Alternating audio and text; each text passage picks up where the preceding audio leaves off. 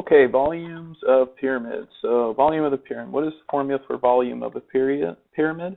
Volume of a pyramid is 1/3 base times height. When I say base, I mean area of the base. So B equals area of the base,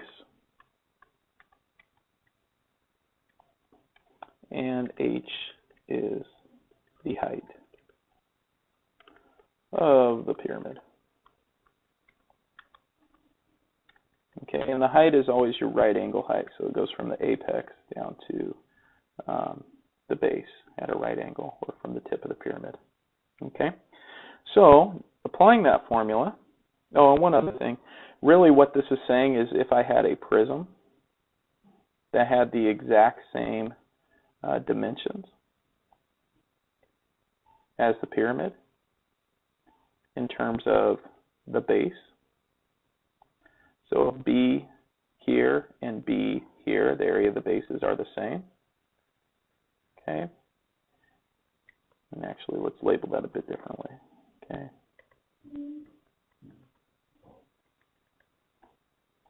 So if the area of this base and the area of this base are the same, and our heights are the same, then it would mean that this pyramid would have 1/3, it would hold 1/3 the solid as this prism. Or in other words, it would take 3 of these pyramids full of, say, sand to fill up this prism. Okay. Now, obviously, it doesn't look like that because I didn't draw it to scale, but that's really what we're saying. And we could go through that process and actually build or have a pyramid and a prism that have the same area in terms of base and the same height, and fill a prism up 3 times with a pyramid. Okay. But applying this formula, find the volume of the pyramid. So once again, volume is equal to area of the base times the height. Okay, and so when I look at this, the pyramid, their bases can change. So this one is a rectangular, or excuse me, a square base. Okay, so V is equal to area of the base times the height. Okay, and that's times 1/3. I forgot that there. So 1/3 base times the height, just like the formula we had on the previous. Sorry. And so really we have 1/3. Our base in this case is 11 times 11, or 11 squared. Okay, and then our height is 12. So 1/3 of 11 squared times 12, well, that gives me 484 cubic centimeters. Okay, so we definitely need to know base. So one other method you could use to do this is you could actually calculate the base first. You could say, well, that's just 11 times 11, or 11 squared, which is 121, and height is 12. So you can list those things out and then substitute them in.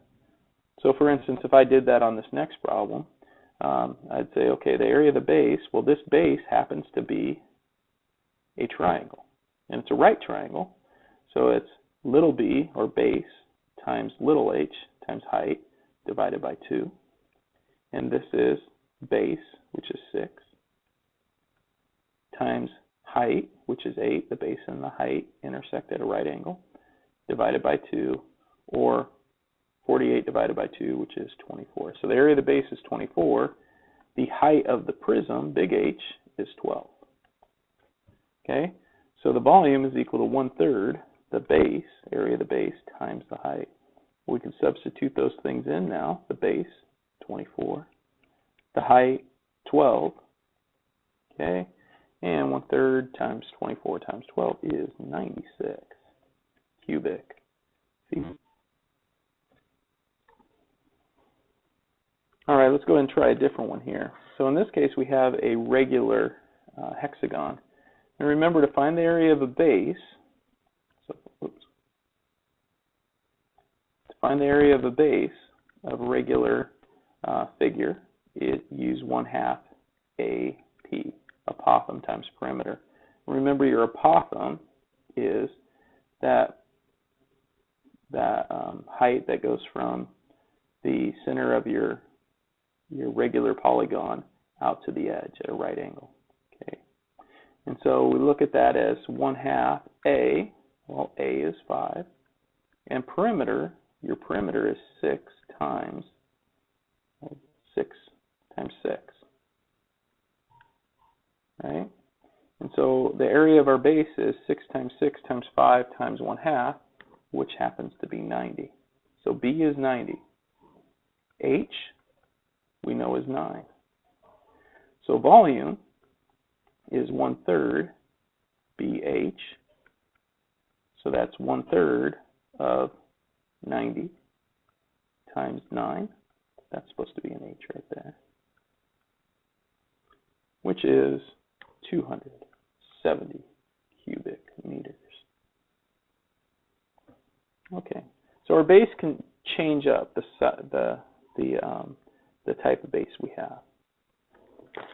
Okay, let's go ahead and talk about finding some other measures of the pyramid given the volume. So if a pyramid with a square base, that's kind of key info, has a volume of 576 cubic meters and the height is 9 meters, find the length of the sides of the base. Well, so we have, we have this volume. It's 1/3 base times height. Okay, and they give me some info. They tell me the volume is 576. That's equal to 1/3. The base, well, some information about this base. This is a square base, so the area of the base is going to be, since this is a square base, the area of the base is going to be S times S, right? It's a square. We have this, actually draw a good square here. Okay, you have a square. All sides congruent. You have your right angles here, right? Okay. So the area is S times S, okay, or S squared. Okay, so we could replace that right here. So this is S squared. And then height, we know, is 9. Right? They actually tell us the height. Okay. And so we do some math here. 1/3 of 9 is 3, so I get 3S squared is equal to 576. And we divide by 3, so S squared is equal to 192. And then we take the square root of both sides. Okay, well, the square root of 192 is what the length of one side is. And root 192, so that's S, that actually reduces to root 64 by root 3, which becomes 8 root 3. So side length is 8 root 3 meters. Now, if you're actually to do the math there and multiply 8 times root 3, you end up with 13. If you round it, it would be 13.9 approximately meters. And that's supposed to be an approximation sign. Okay, there we go. Let's go ahead and try a different one here. So find the height of the pyramid. Well, in this case, we're using volume, once again, is 1/3. Area of the base times the height. We know the area of base, or at least we could calculate it. B is equal to little b times height divided by 2. So base 3 times 6 divided by 2, or 18 divided by 2, which is 9. So the area of the base is 9. We obviously don't know the height, but we do know the volume. Okay, so we have 35 for volume. Is it equal to 1/3 the base, which is 9, times the height. 1/3 of 9 is 3, so we get 3h equals 35. Divide both sides by 3, we get h is 35 over 3. Also known as, if you want to, you could call that 11 2/3. Or if we rounded it, if they wanted it rounded, they didn't ask to round, so we could leave it like this. Probably the best answer there, but that would be 11.7 if you're rounding. Okay, not 100. There we go. And once again, that would be an approximation. Okay. Well, let's go ahead and talk about some similar solids. Remember, two solids of the same type with equal ratios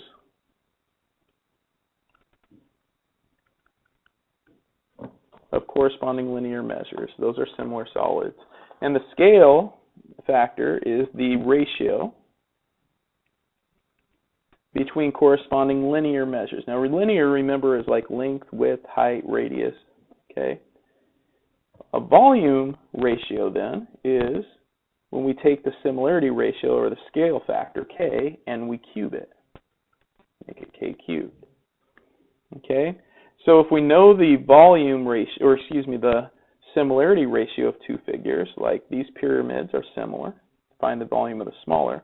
If we know the similarity ratio, or the scale factor, we know two side lengths here, we could say, well, 24 is to 16.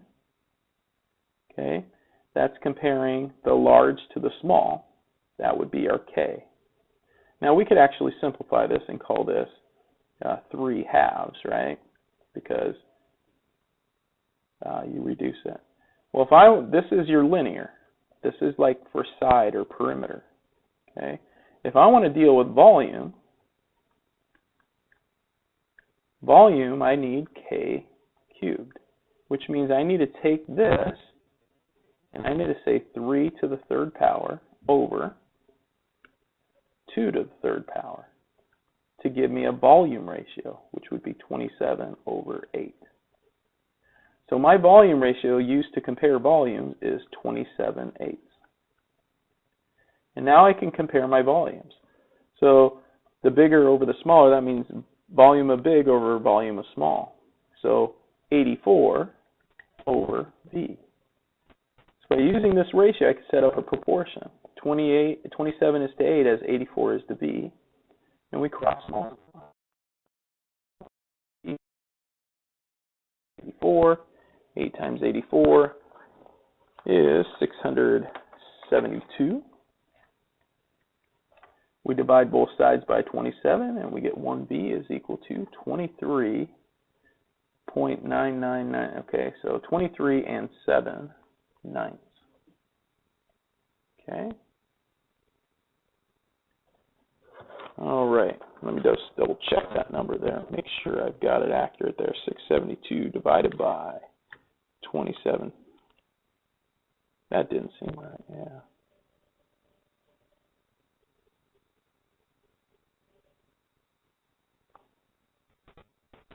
All right.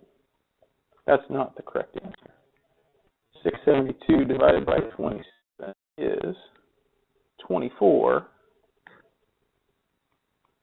and 24.9 if you round it, or 24 8/9. So it'd be 24.9 if we were to round. And that would be in cubic feet. All right. Okay, and one last thing is dealing with composite solids. And remember, composite solids are where you have two solids that measure, or two solids put together. And so if we were finding the volume of, say, this house-looking shape, you could think of it as the volume of the pyramid plus the volume of the prism. Well, the volume of the pyramid is area of the base times the height, okay? And this would be the height of the pyramid. And the volume of the prism would be area of the base. Notice of the prism. Now, some of you may be going, oh my gosh, you forgot the 1/3 here. So let's put that 1/3 there because I did forget it. There we go.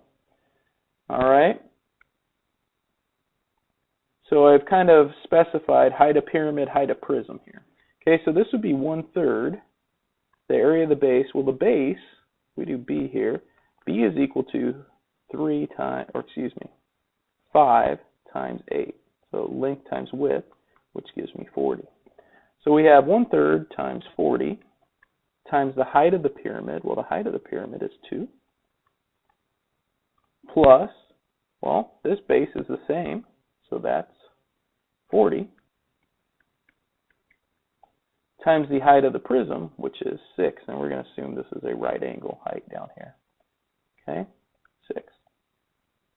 Okay, well, 40 times 6, that's 240. That's 80 divided by 3 is 80 thirds. 240 plus 80 thirds, by the way, this is 26 and 2/3 if you want to think of it like that. So 240 plus 26 and 2/3 is 266 and 2/3 square meters, or cubic meters, excuse me, we're dealing with volume. There you've got it. I guess if you rounded that, if they wanted to round it, it would be 266.7 cubic meters if it's rounded. Okay, shouldn't round unless they ask, but well, I think that's all I got for you. Good lucky.